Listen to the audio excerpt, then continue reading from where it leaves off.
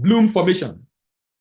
Bloom is a white powdery appearance on the surface, and this can occur due to fat migration or sugar crystallization. To mitigate this, ensure proper tampering during manufacturing.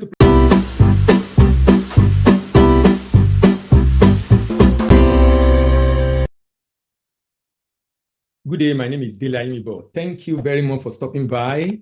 This is where we discuss everything international trade. In today's video, we'll continue the conversation we started recently, and that involves how to export different products from Nigeria. In today's video, we'll be looking at how to export cocoa paste. You know, cocoa have different derivatives. We've looked at cocoa beans, we'll look at cocoa butter. Today, we are looking at cocoa paste, and tomorrow, we'll be looking at cocoa powder. Today is cocoa paste. Cocoa paste. Now, how do you derive cocoa paste? First of all, it's choosing a very good beans. That's good beans. By that, I mean cocoa beans with optimum moisture. Cocoa beans. Choosing the right cocoa beans with optimum moisture, moisture content, also consistent size. Working with reliable supplier, of course, to ensure this is done. And also choosing the right variety of beans, of course. I mean, I'm talking about cocoa beans now. Then, of course, fermentation is done. It's a crucial step to get the characteristic chocolate flavor and aroma that you expect. And this usually is done over a period of 5 to 7 days. Then there's drying of the cocoa beans to preserve drying of the cocoa beans, to preserve the shelf life. Now, so number 1 is choosing the right variety of beans. Number 2 is fermentation process. Number 3 is drying. And this prevent mold growth, of course. Number 4 is winnowing. That's separating the shell from the kernel. The kernel inside is called nibs. Separating the shell of the cocoa from the kernel. The kernel is called nibs. The nibs is then roasted. To further develop flavor and aroma. Adjusting of roasting profile for desired flavor characteristics is also very, very important. Then, after roasting is the grinding it into a fine paste. Utilizing equipment or hammer mill, for example, to grind it into a fine paste with uniform particle for consistency. This, of course, can then be refined. Quality control is very necessary during this process to ensure that you monitor the moisture content, fat content, acidity, and, of course, the microbial activity. The specification of cocoa paste typically involve moisture that should be between 2 to 5%, fat that should be about 50 to 55%, acidity which is expected to be between 1.5 to 2.5%, particle size which is expected to be about 25 micron, microbial contamination. This must be avoided. You must comply to standard for packaging of food, and of course, appropriately labeled. Now, cocoa paste is used in production of chocolate, production of pastries, desserts, and of course in beverages. It has a number of health benefits. It's a good antioxidant it's also rich in manganese, in iron, and a number of other compounds that are important for the body.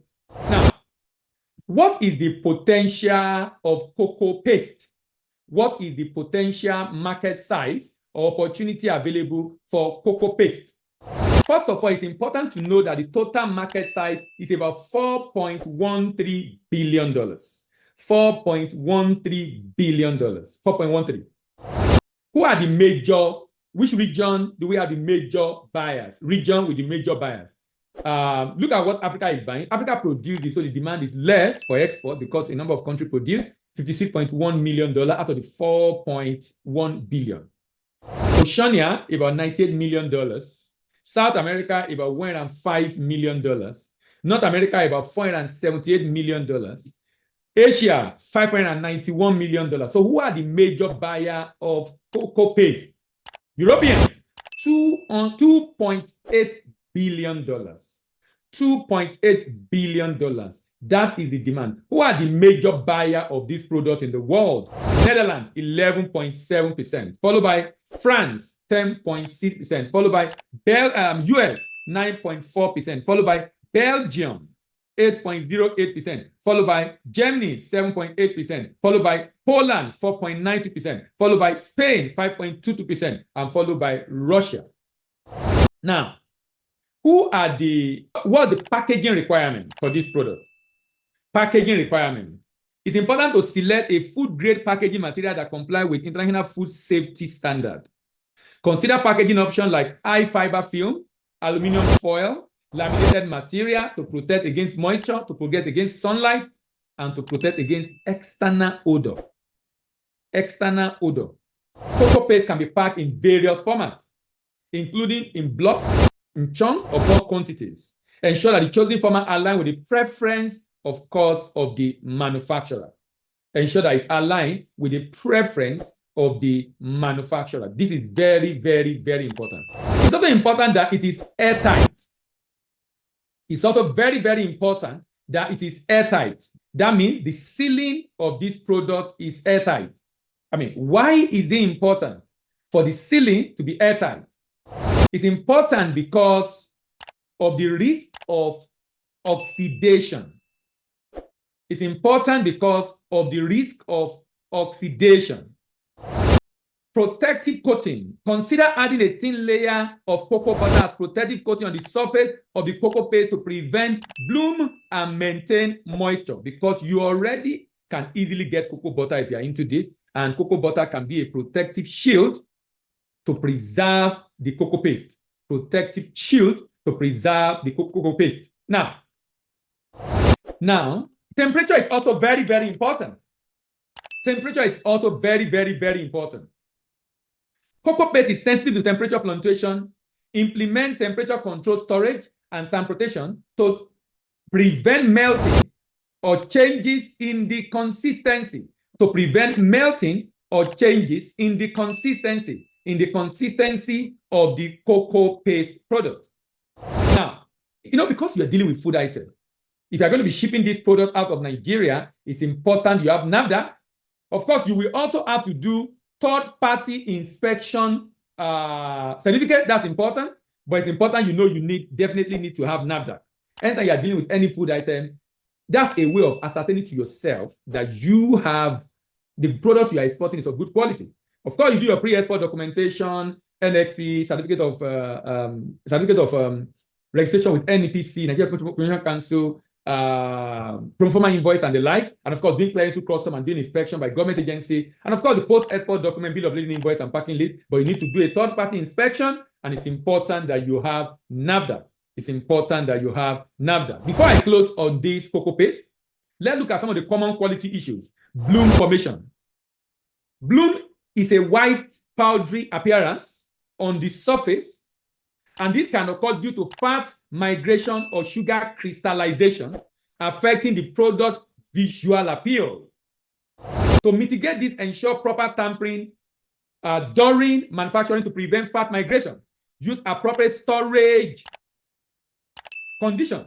Avoid temperature fluctuation. And consider adding emulsifier to prevent bloom. Consider adding emulsifier to prevent bloom. Moisture absorption. Cocoa paste can absorb moisture during storage or transit, leading to quality degradation, clumping, and microbial growth. So implement moisture barrier packaging, such as vacuum seal bag or moisture resistant coating. Store and transport the product in dry condition. Avoid exposure to moisture. Another issue is oxidation. Exposure to air can increase oxidation, resulting in off-flavor, rancidity, and a short shelf life. Use airtight packing material with proper seal to minimize air contact. Consider vacuum sealing, inert gas flushing to create an oxygen-free environment. Contamination is also an issue that must be looked at very well. And remember the fact that it's also a product that is very sensitive to temperature. Thank you very much for joining today on learning about the export of cocoa paste. My name is Dele Ayemibo. If you are interested in learning more about this, drop a message for me in the comment section. If you have questions also, if you like this, give it a thumbs up. If you have a friend that need to hear about it, share with your friend. You want to know when we do the next, when we'll be discussing another cocoa-related product, this time around cocoa powder. Subscribe and click on the notification bell. My name is Dele Ayemibo, and I'm your export doctor, and I'm signing out.